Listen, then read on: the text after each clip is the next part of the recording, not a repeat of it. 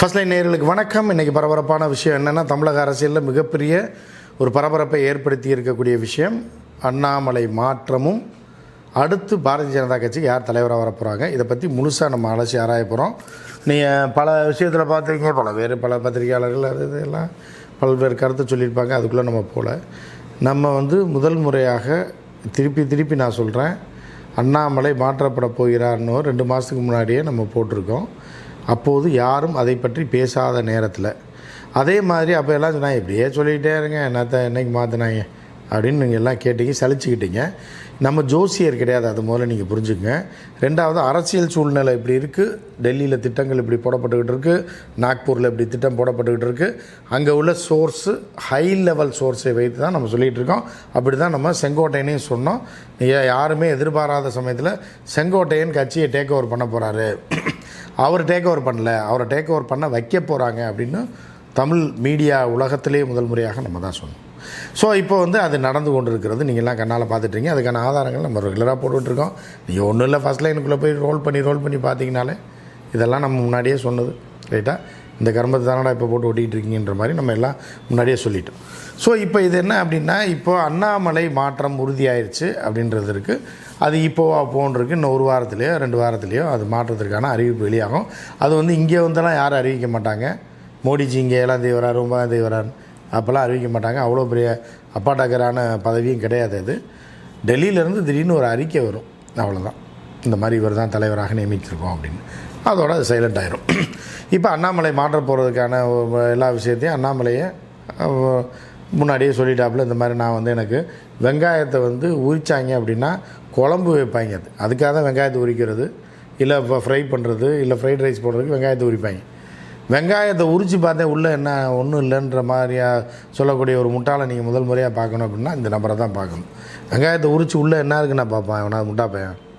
வெங்காயத்தை உரிப்பதற்கும் அதை அறுப்பதற்கும் அது குழம்பு வைக்கிறக்கோ இல்லை ஏதோ பயன்படுத்துவதற்காக தான் பண்ணுவாங்க. இதுக்காக தான் பெரியார் அன்றைக்கே சொல்லியிருந்தார், ஈர வெங்காயம் மாதிரி டுபாக்கூர் எதுவுமே இருக்காது. வெங்காயத்தில் கொஞ்சம் தண்ணியை மட்டும் தெளித்து வச்சிட்டிங்கன்னா ஈரமாகிடுச்சுன்னா நாத்தம் பிடுங்க ஆரம்பிச்சிடும், வீட்டிலே வைக்க முடியாது. அந்த மாதிரி ஈர வெங்காயம் தான் அந்த நபர் அப்படின்றத நீங்கள் எல்லாம் ஏற்கனவே உங்களுக்கு தெரியும். இப்போ அவரோட பேச்சிலேருந்தே நீங்கள் புரிஞ்சுப்பீங்க. அந்த நபரை மாற்ற போகிறாங்க. மாற்றிட்டு என்ன பண்ண போகிறாங்கன்னா வேறொரு புதிய ஆளை போட போகிறாங்க. இப்போ இவர்களெல்லாம் கணிப்பு என்ன பண்ணுறாங்க, ஜென்ரலாக இங்கே உள்ள மூத்த பத்திரிகையாளர்ன்றவர்களும் சிலர் என்ன பண்ணுறாங்கன்னா, ஸோ இப்போ இந்த கட்சியில் மூத்தவர்கள் யார், அடுத்த நிலையில் யார் இருக்காங்க, வானதி, சரி இவர் நயினார் நாகேந்திரன் இருக்கார், இவரெல்லாம் சட்டமன்ற உறுப்பினர்களாகவும் இருக்காங்க. இவர்கள் நீண்ட காலமாக வானதியெல்லாம் கட்சியில் இருக்காங்க. எனக்கு தெரிஞ்சு 25 வருஷத்துக்கு மேலே. நயினார் நாகேந்திரன் அதிமுகலேருந்து வந்தவர். ஸோ இப்போ சாதாரணமாக சராசரியாக இருக்கக்கூடிய அரசியல்வாதிகளும் சரி எல்லாருமே என்ன நினைப்பாங்கன்னா, அடுத்து சீனியர் இவர் தானே இவர் வருவார், அவர் வருவார், எங்கள் அப்பத்தான் வரும் அப்படின்ற மாதிரி நினச்சிட்டு இருக்காங்க. ஆனால் அந்த அப்பத்தாவும் நீங்கள் நினைக்கிற அப்பத்தாவும் வராது, சித்தப்பாவும் வரமாட்டார். ஏன்னா அவர் நயினார் நாகேந்திரனும் வரமாட்டார். வானதிக்கும் அந்த இன்ட்ரெஸ்ட் கிடையாது. முதல்ல பேசிக்காக நீங்கள் ஒன்றும் புரிஞ்சுக்கணும், அவருக்கு அந்த இன்ட்ரெஸ்ட் கிடையாது. அவர் தேசிய மகளிர் அணியோட தலைவியாக இருந்தாலும் அதனால எந்த பிரயோஜனம் இல்லைன்றது அவங்களுக்கு தெரியும். அவர் ஒரு சொகுசான அரசியல்வாதி, தரையில் இறங்கிலாம் யார்ட்டையும் சண்டை போட மாட்டாப்புல, டீசன்ட் பாலிடிக்ஸ் பண்ணக்கூடிய ஆள் தான் வானதி சீனிவாசன் அவர்கள். அது ஒரு பக்கம். அப்புறம் இன்னொரு அம்மையார் இருக்காங்க, அந்த அம்மையாருக்கு கேட்குற பதவியெல்லாம் கொடுத்துட மாட்டாங்க. சத்தியமாக எழுதி வச்சுங்க, இந்த 2 பேருமே பதவி போட்டியிலே கிடையாது. தமிழ்நாடு பாரதிய ஜனதா கட்சி தலைவர் போட்டியில் இந்த 2 பேருமே கிடையாது. அதை பார்த்துங்க. அப்படி இதில் யாராவது ஒருத்தர் ஆகிட்டாங்கன்னா இந்த உலகமே இடிஞ்சு விழுந்துருன்ற மாதிரியான ஒரு சூழல் தான். 0.001% வாய்ப்பு தான் அவர்களுக்கு இருக்குது. அதே மாதிரி நயினார் நாகேந்திரன் வெளியிலேருந்து பார்க்கும்போது நீ கட்சியில் இருக்கார், அதில் இருக்கார், அதிமுகலேருந்து வந்தவர், எல்லாம் ஒரு வடையை சொல்கிறாங்க. அதிமுகலேருந்து வந்ததுனால ஏற்கனவே பழைய ஃப்ரெண்ட்ஷிப் வச்சு நீங்கள் என்ன பண்ண போகிறீங்க, ஒரு மண்ணாங்கட்டி கிடையாது.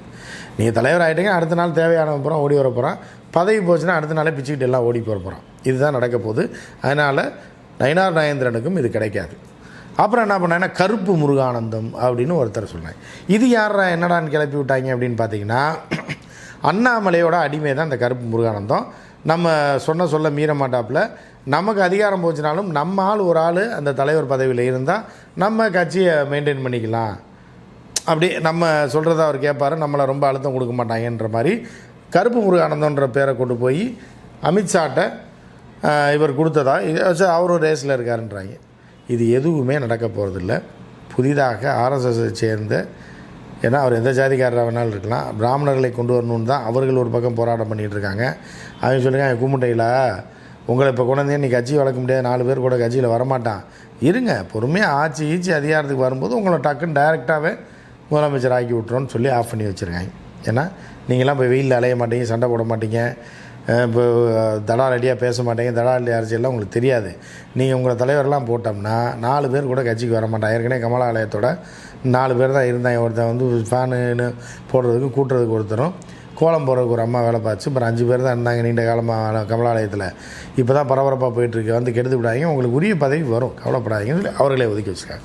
இப்போ ஆர்எஸ்எஸ் சேர்ந்த ஒரு நபர் தான் நீங்கள் எதிர்பாராத நபர் வரப்போயிறார். அகில இந்திய தலைமைக்கும் ஒருத்தர் வரப்போயிறாரு, ஸ்டேட்டுக்கும் ஆர்எஸ்எஸ்ஸை சேர்ந்த ஒருத்தர் தான் நியமிக்க போயிடறாங்க. ஏன்னா மத்தியில் நடந்த பேச்சுவார்த்தையில் நம்ம ஏற்கனவே சொன்னால் மோடி ஆர்எஸ்எஸ் தலைமையகத்துக்கு போக போகிறாரு, அவர் மேலே பிராது கொடுத்துட்டாயின்னு. ஸோ அங்கே பேசின பேச்சில் என்ன ஒரே ஒரு வார்த்தை ஆர்எஸ்எஸ் சொல்லியிருக்குன்னா, ஆர்எஸ்எஸ் வந்து எந்த தனிநபரையும் நம்பி கிடையாது, கட்சியில் யாரை வேண்டுமோ அவர்கள் ஆர்எஸ்எஸ் விசுவாசிகளாக இருக்கணும், ஃபுல் டைமராக இருக்கணும், இல்லை பார்ட் டைமராக இருக்கணும், அவர்களை மேலே கொண்டு வந்து ஃபோக்கஸ் பண்ணிக்கலாம். ஏன் அண்ணாமலையை 3 வருஷத்துக்கு முன்னாடி யாருக்கு தெரியும், காசை கொடுத்து அண்ணாமலையை பூஸ்டப் பண்ணி நம்ம கொண்டு வரலையா? அதனால் அண்ணாமலை நம்பினா அண்ணாமலைகிட்ட போய் கட்சியை கொடுத்துருவீங்களா எல்லோரும்? அதனால் அண்ணாமலையை தூக்கி எறிங்க, வேற ஆள் நாங்கள் தரோம், நீங்கள் ஏன் கவலைப்படுறீங்க அப்படின்னு சொல்லி ஆர்எஸ்எஸ்ஸை சேர்ந்த ஒரு நபரை கொண்டு வர போகிறாங்க. அதனால் எந்த தனி மனிதனை நம்பி கட்சி இருக்கக்கூடாது. இது தான் மோடிஜிக்கும் சொல்லியிருக்காங்க. உங்களை நம்பிலாம் கட்சி கிடையாது, நீங்கள் எப்படிங்க வந்தீங்க, உங்களை நாங்கள் பில்டப் பூஸ்டப் கொடுத்தானே கொண்டு வந்தோம், அதே மாதிரி நாங்கள் யாரை வேணாலும் கொண்டு வருவோம், ஆனால் நீங்கள் கிளம்புங்கன்ற மாதிரி சொல்லிட்டாங்க. அதற்கான அதை பற்றி பேசுங்க அப்படின்ட்டு இருக்காங்க. அதே மாதிரி அமித்ஷாவுக்கும் அதே மாதிரி சொல்கிறாங்க. அமித்ஷா தான் கட்சி அப்படின்னா 100 வருஷமாக இருக்குது ஆர்எஸ்எஸ்க்கு, அமித்ஷா தான் 100 வருஷமாக ஓட்டிகிட்டு இருந்தாரா? இவ்வளோ தூரம் நாங்கள் கொண்டு வந்து இவ்வளோ பேக்கப் பண்ணதுனால தான் உங்கள் ஆட்டம் செல்லுபடியாச்சு. அதனால் எந்த தனி மனிதன் தேவையில்லைன்னு சொல்லி மத்தியிலையும் சரி மாநிலத்திலையும் சரி தனி மனிதன் பவர்ஃபுல்லாக இருக்கான்ற பேச்சை தூக்கிட்டு வந்தீங்கன்னா அந்த அவனது கட்சியை விட்டே தூக்கி போட்டுருவோன்ட்டாங்க. ஸோ அப்போ இவ்வளோ நாள் கட்சிக்கு வேலை பார்த்துருக்காருல, சின்சியராக இருந்திருக்காரு, கட்சியை வளர்க்குறதுக்கு நோட்டா கீழே இருந்தது நோட்டாக்கு மேலே கொண்டு வந்திருக்காருல, என்ன பண்ணலான்னு சரி அப்படின்ட்டு என்ன பண்ணுறாங்கன்னா இப்போ அடுத்து அதிமுக சார்பில் எம்பியாக போக போகிறாரு அண்ணாமலை. இது ஃபஸ்ட்டு பிரேக்கிங் நான் போடுறோம். 6 இடங்கள் காலியாக போகுது ஜூலை மாதத்தில்.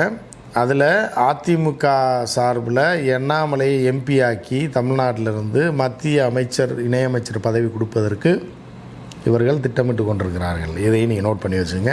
இதற்கான பேச்சுவார்த்தையும் அடுத்து துவங்க இருக்கிறது. செங்கோட்டையனுக்கு அதிகாரம் வந்ததுக்கு பிறகு அண்ணாமலையை தமிழ்நாட்டிலிருந்தே எம்பியாக, மேலவை எம்பியாக அதிமுக சார்பிலே அனுப்ப போகிறாங்க. அதில் ஒரு சின்ன சிக்கல் தான் இருக்குது, அந்த பேச்சுவார்த்தை நடந்துக்கிட்டு இருக்குது. ஏன்னா அண்ணாமலை அதிமுகவே கழுவி ஊற்றின அண்ணாமலைக்கு அதிமுகவில் எம்பி சீட்டான்றது மட்டும்தான் இப்படி மக்கள் ஏற்றுக்க மாட்டாங்கன்னு ஒரு பிரிவினர் பேச்சுவார்த்தை நடத்திக்கிட்டு இருக்காங்க. அது மட்டும் சக்ஸஸ் ஆகிடுச்சுன்னா எம்பியாக போய் மத்திய அமைச்சராக போய் உட்காந்துக்கிட்டு தமிழ்நாட்டுக்கு வந்து பிரச்சாரம் செய்வதும் இந்த கரடி வேலைகளை பார்ப்போம், எல்லா வேலையும் தொடர்ந்து அவர் செய்து கொண்டிருப்பார். ஆனால் அதிகாரம் தமிழ்நாட்டில் வேறு ஒரு தலைவருக்கு இருக்கும், தமிழ்நாட்டு மாநில தலைவருக்கு இருக்கும். அவர் ஒரு பக்கம் அவர் வேலையை காட்டிகிட்டு இருப்பார், எச் ராஜா ஒரு பக்கம் ஒரு வேலையை காட்டிகிட்டு இருப்பார், அண்ணாமலை பக்கம் அவர் பாட்டுக்கு ஒரு வேலையை காட்டுவார். வாரம் ஒரு முறை அண்ணாமலை தமிழ்நாட்டுக்கு வருவார், மாதம் 2 முறை முருகன் வருவார். அப்புறம் எச் ராஜா வழக்கமாக 3 நாளைக்கு ஒரு ப்ரெஸ் மீட்டு, தமிழிசை 4 நாளைக்கு ஒரு ப்ரெஸ் மீட்டு, 3 நாளைக்கு 2 நாளைக்கு ஒரு ப்ரெஸ் மீட்னு கொடுத்துட்ருப்பாங்க. இப்படி கட்சியை என்கேஜாக வைக்கிறதுக்கான திட்டங்கள் இப்போ போயிட்டுருக்கு. அதற்கான பேச்சுவார்த்தை நடந்து கொண்டிருக்கிறது. எனவே நீங்கள் நினைக்கிறவர்கள் யதார்த்தமாக இந்த டிவியில் ஓட்டுறது, இந்த குண்டாச்சேட்டில் குதிரை ஓட்டுறவங்களாம் சொல்லிகிட்டு இருக்க மாதிரி இவர்களெல்லாம் வருவதற்கு வாய்ப்பு மிக மிக குறைவு. நீங்கள் எதிர்பார்க்காத புதிய நபர் ஒருவர் மாநில தலைவராக ஆக்கப்படுவார். இன்னும் 1 வாரத்திலே 2 வாரத்திலே இந்த மாதம் மிட்டுக்குள்ளே இந்த சம்பவங்கள் நடக்கிறதுக்கு வாய்ப்புகள் இருக்குது. இந்த அறிவிப்பும் டெல்லியிலேருந்து தான் வரும், இங்கே யாரும் வந்தெல்லாம் அறிவிக்க மாட்டாங்க அப்படின்றதையும் நம்ம ஒரு பிரேக்கிங்காக சொல்லிக்கிறோம். மற்றும் ஒரு நிகழ்ச்சியில் சந்திப்போம். நன்றி, வணக்கம்.